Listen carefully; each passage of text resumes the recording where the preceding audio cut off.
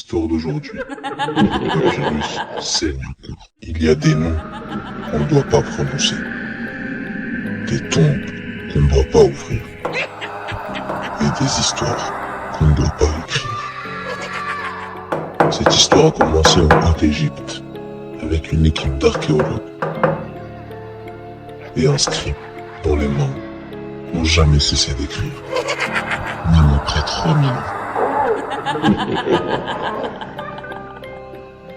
En 2021, une expédition archéologue française et égyptienne découvre un tombeau inconnu près d'Abydos.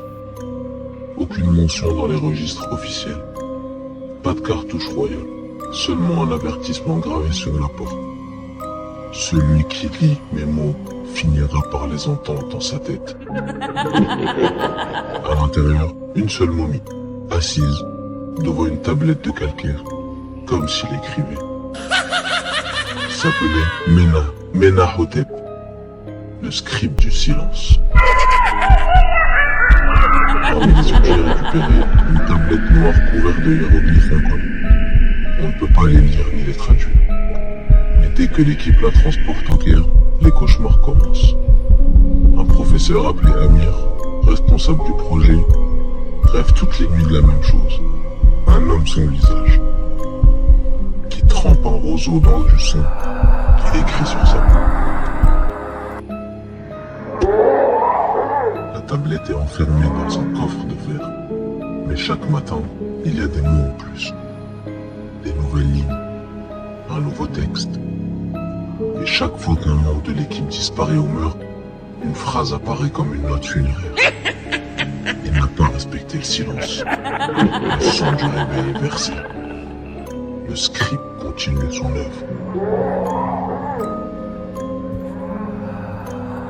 Amir commence à écrire en dormant. Des pages entières de symboles anciens inconnus qu'il n'a jamais appris. Des murs couverts d'inscriptions dans son appartement. Un jour, il se réveille avec une phrase gravée dans sa propre peau. Tu es mon nouveau papyrus. Il comprend trop tard. Le scribe cherche un nouveau corps. Un vieil égyptologue dit une chose effrayante. Menahotep n'est pas un simple scribe. Il transcrivait les paroles des morts, mot à mot.